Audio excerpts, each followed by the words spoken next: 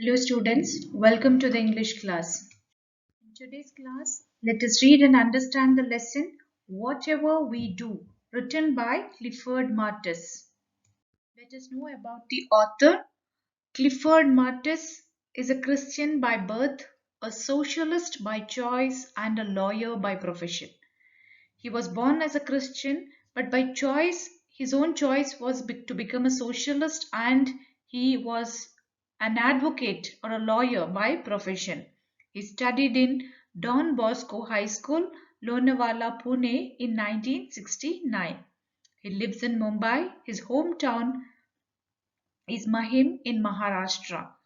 He works with Every Child, Our Child organization. Tomorrow bring happiness on every child's face. So, an Indian poem, an Indian writer who wrote about whatever we do. Before we read the prose, let us read the following dialogues or the conversations given below. In part A, as you see, let us see there's a conversation between A and B. A speaks, Why are you so dull like a lamb? B. What's that to you? A. Do you lose anything by saying it? B. Well, I've lost my money. Can you get it? A. I know you're always irresponsible. B. Keep your mouth shut, will you? So this was one part of the conversation between A and B in column A. Now let us look into in the column B conversation between A and B again. You are a bit down. May I know why? B. Chetan, my purse is stolen. A. Really? Sorry. If you don't mind, I will lend you money. B. Thanks a lot, but I don't need it now. A. All right. Don't let it bother you too much. B. You are right anyway. I feel better with your encouraging words. Now, among both the dialogues, which dialogue do you think is more politely worded? Is it in the column B or in column A? Now, when you read the dialogues, when you listen to the dialogues, which is the dialogue you found it more polite? The dialogues that were written in column B seems to be very polite. So, what is it very important is whenever we speak, we should be very polite in the way of our talking to others. Let us know the meaning of these words which you come across in this lesson. Destination, a place to which someone is going. When you reach a point, that is called as a destination.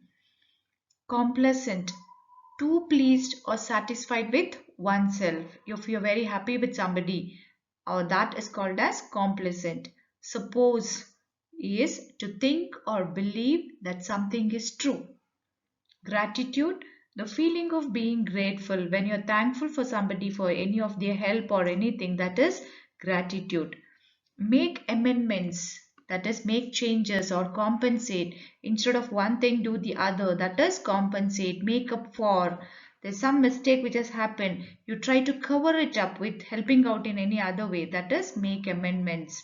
Sarcastically, a way of using words that are opposite of what you mean. Sarcastically you talk sometimes. You really don't want to say what it is, but you say it in a different manner. That is using words that are opposite of what you mean. Ambience, the character and atmosphere of a place. A few more new words. Let us learn the meaning of it. Reassuringly, by way of restoring confidence. You feel confidence to somebody. Reassuringly, that is restoring confidence, regaining confidence.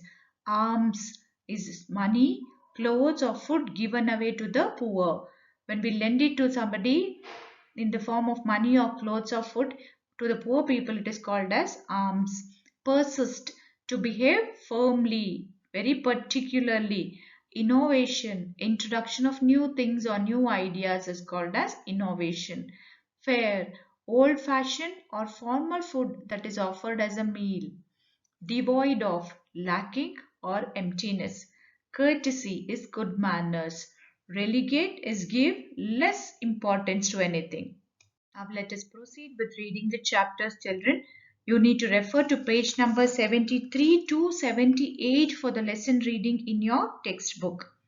Whatever we do. What does the title say? whatever we do means any work we do. How should we do it? In what manner it has to be done? It is expressed by Clifford Martis in this chapter. Whatever we do, let's try to do it better. Our actions, our words, whatever it is, let us try to do it better. Success, they say, is a journey and not a destination. So here the author says, whatever we do, let's try to do it better. Any work we take up, let us try to do the best or do it in a very better manner. Anything it can be. Our actions means our work or our words, whatever we talk, whatever it is. Let us try to do better, says the author. And he also says that success is a journey, it's not a destination. It is a journey. Always success is not a destination. You stop there, it is not the final end. Once you succeed with something, you want to achieve something more. So success is always a journey. It keeps on going. It is not a destination where you reach a final point.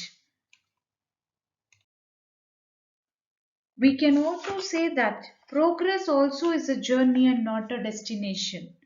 Therefore, we need not feel complacent that we are doing fine. We must constantly be on the lookout for better performance. So, what does it say that? Even progress also is a journey. When you progress towards something in life, that is also a journey. It is not that, it is also not a end or a destination. Therefore, we need not feel complacent. We shouldn't feel satisfied that we have done the most. There is something else to do. We must constantly be on the lookout for better performance.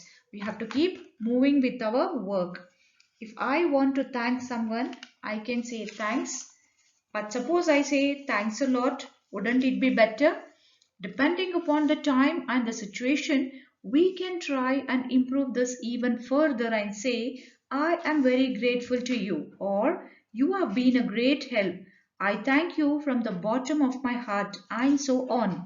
So, in case you need to thank somebody, it's not just a word of saying thank you, because that small word means a lot when you say it to somebody.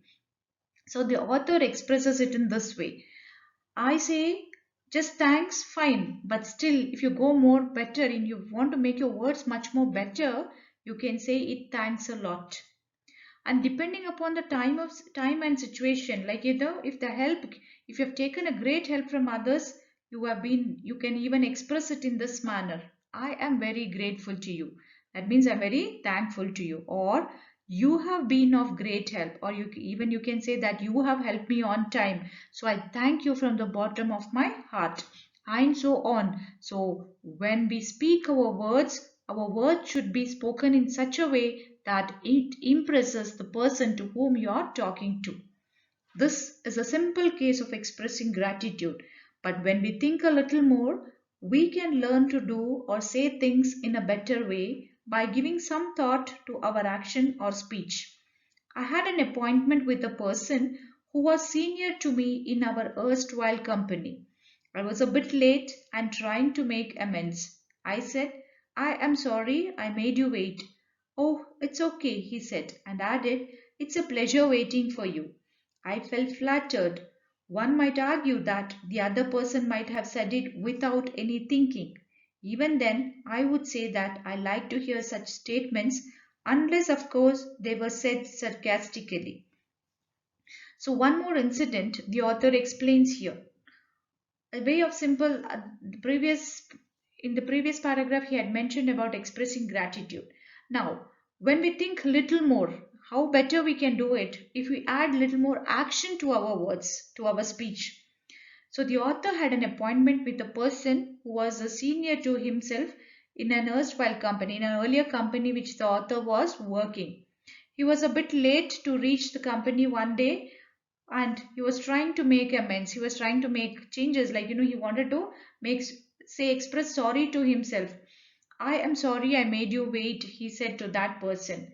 But that person says, oh, it's okay, it's a pleasure waiting for you. The sentence made the author flattered, means though it may be a false praise or whatever it is, but still he felt flattered.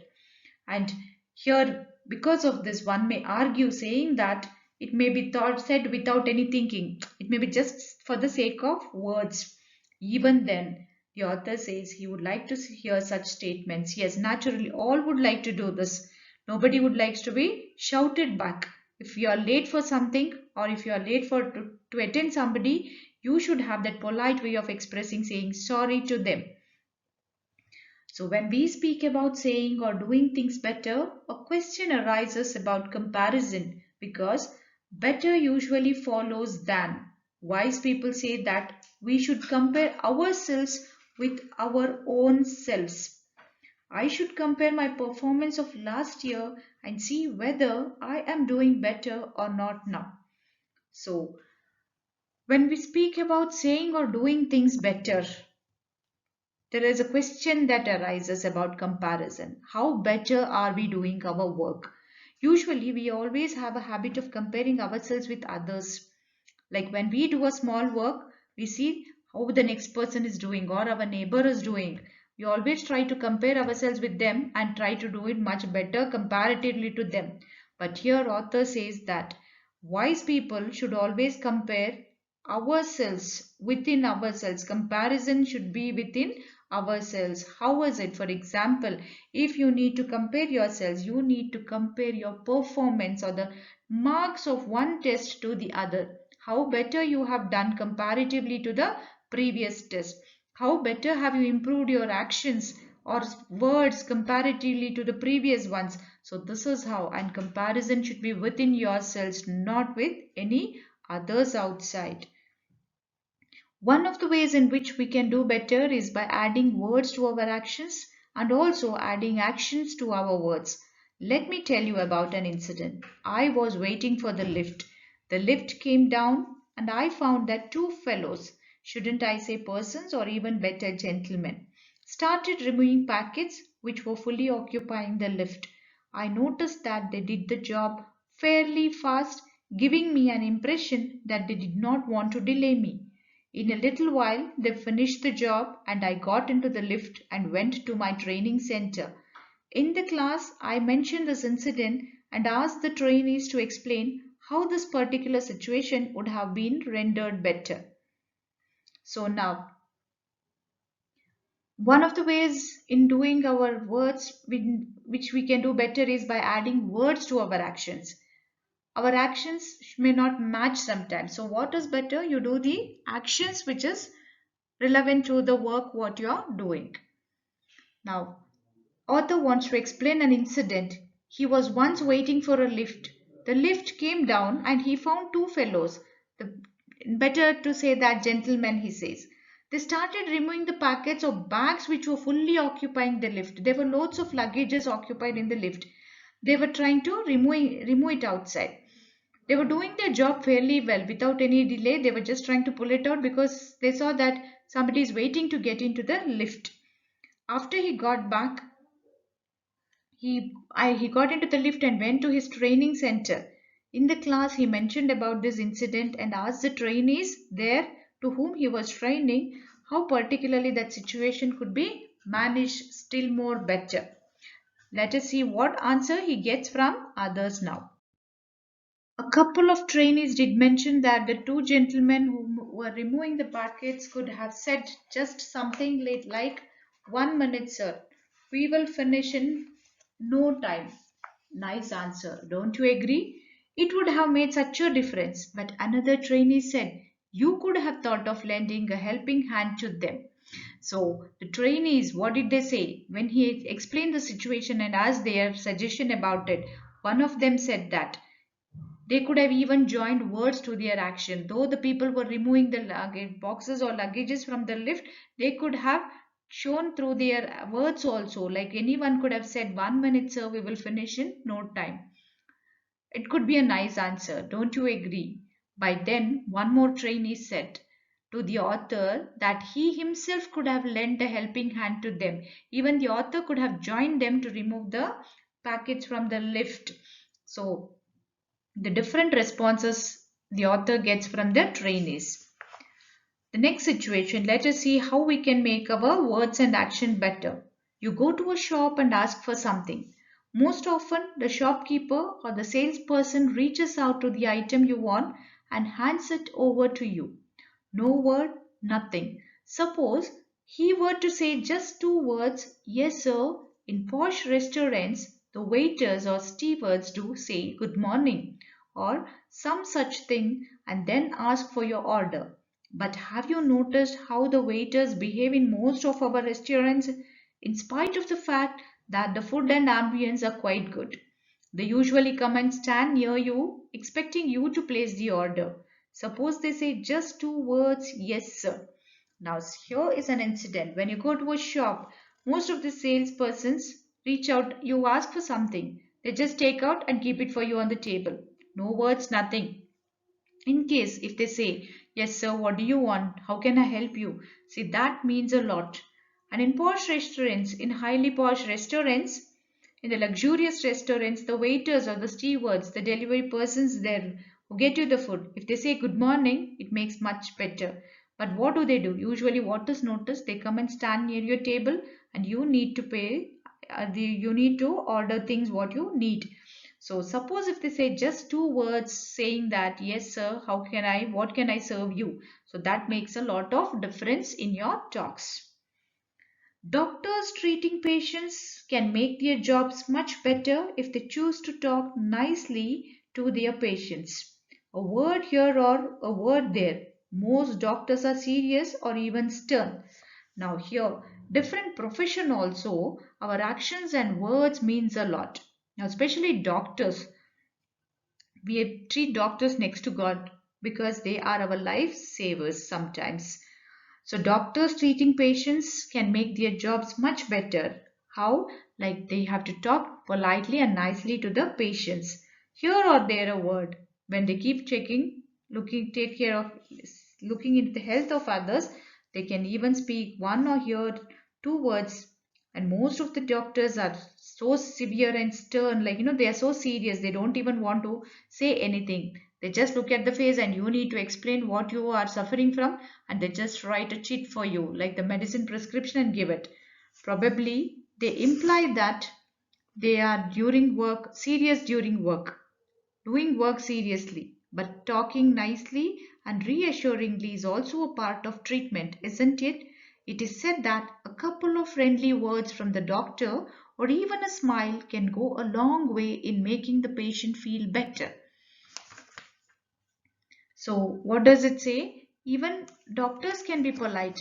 They can even talk nicely, and they can also tell the parent, I'm a patient, feeling confidence to the patient, saying that he will get well soon to have the medicine, and they can even have a smile that can go a long way, which can increase the confidence of the patient and recover very soon.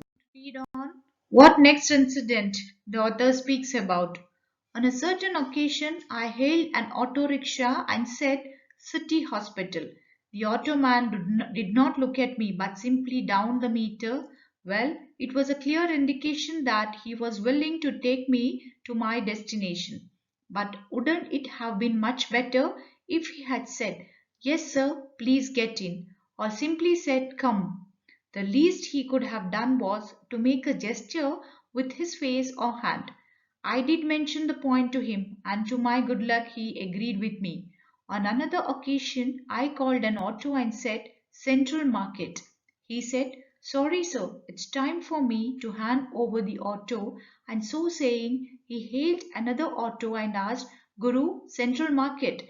That man agreed, and I got in. This shows that we can say no also in the most pleasant way. Now, here the author is explaining about a situation where you get into an auto rickshaw sometimes and how they behave. Once he had to take an auto and and he wanted to go to City Hospital. The auto man just didn't even look at him, but he just cleared. He downed the meter. He just set the meter, and then this was itself an indication to show that he's ready to take him to the destination. But the author is asking here, if that person would say, yes, I'm ready to take you to your destination or to the place, that would make much better. And then, or even he could have made at least That gesture, that is the action in his face or hand, like get in, or he nods his head saying that yes, I'm ready to take, that also makes the situation better. And the next situation, he says that in an occasion, author had called an auto and he said he wanted to go to Central Market. By then, that person says, sorry, sir, it's time for him to hand over the auto, because that man might be running somebody else's auto and he need to hand over that auto to somebody. But he could have gone simply. But what did that auto driver do? He hailed another auto. He called the another auto and saying that Guru Central Market, there's one customer who wants to go to Central Market. And that man agreed. And this shows that we can say no also in the most pleasant way. Now, when we don't want to do something or we are not able to do something, when we want to say no, even that has to be said very politely. It's not that you talk to the face and say, no, I'm not coming, or no, I'm not doing it. So, always have a response in a very polite manner. Even a very ordinary thing like giving alms to a beggar can be done in a better way. Here, take this, we can say nicely and with some feeling.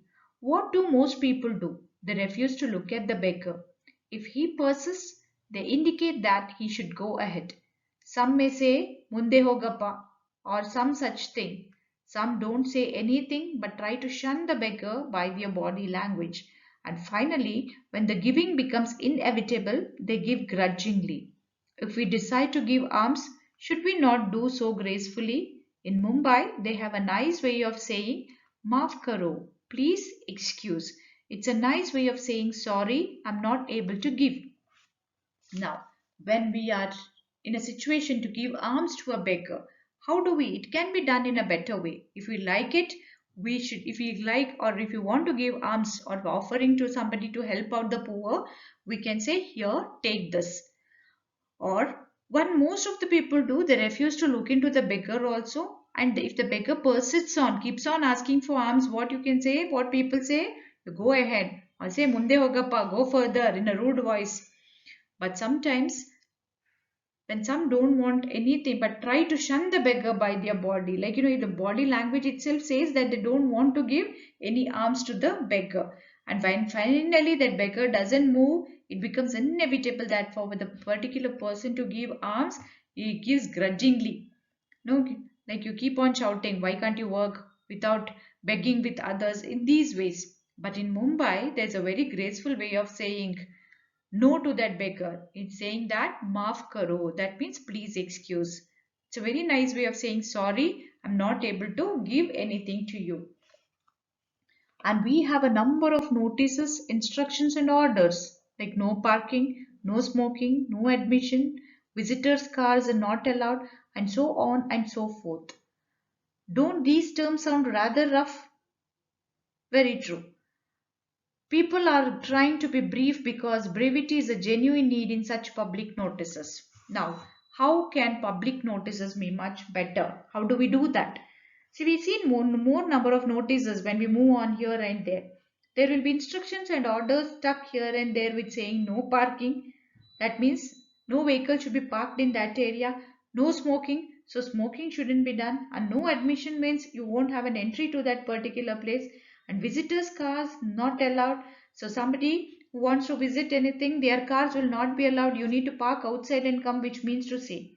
But author is asking, don't these terms sound rough? Aren't these sounding rough? Yes, true. People are trying to be brief because brevity is a genuine need of such public notices. Public notices also can be made but better by saying in a very polite manner is what author is trying to say. But we have seen that at least in the case of smoking, people have made some innovation. Nowadays they write thank you for not smoking. Yes. Now, just because people have made notices more polite where it is said as thank you for not smoking, that means indirectly it is said that you are not supposed to smoke here. Can't we try to use better terms in other cases also? I'm not suggesting that in every case we should say thank you for. We can think of innovative methods to make our orders, instructions, and notices sound more polite, more polished. In South India, some restaurants are famous for the tasty fare they offer. Naturally, therefore, they have big rush and it is a problem for the management. In one such restaurant, I saw a board, "Don't sit here for a long time." How odd. Can they say not the same, say the same thing in better words? Luckily, I saw in another place a board, "Please make room for waiting customers." In yet another place, I saw a notice which read, "Kindly make room for waiting friends." Now, how words or banners are used in restaurants or in other places. So, author asks, can't we try to use better terms? Can't we make our words more polite? See, it's not all the time you say thank you. We have to think some innovative methods, some new methods to make our orders or instructions or notices which sound more polite, more polished, not very rude. So he shares his experience in South Indian restaurants. They are usually known for their tasty fare. Tasty fare is food they offer. That's from the long time the traditional food what they give. Naturally, what happens? There will be a huge crowd, and it's a problem for the management of seats also. There'll be no place to sit. So in one such restaurant, author sees a board, "Don't sit here for a long time." See that sentence. See, you go to a restaurant, you pay money, you order what you want to eat, and you want to share some thoughts with your friends or any family or whatever, you go there, whenever you go there. But if you see a sentence saying that, "Don't sit here for a long time," it means very rude. So he says words can be made better. But luckily, author says in another place there is a board written in another hotel, "Please make room for waiting customers." See, it makes very polite. That means some others are waiting, so you please give them space. In yet other words, other place, he sees a notice which was read, "Kindly make room for waiting friends." This is much more polite. See, there's a small sentence which says, "Make place for waiting customers and waiting friends." So that means you can use your words in more polite manner to make the situations better.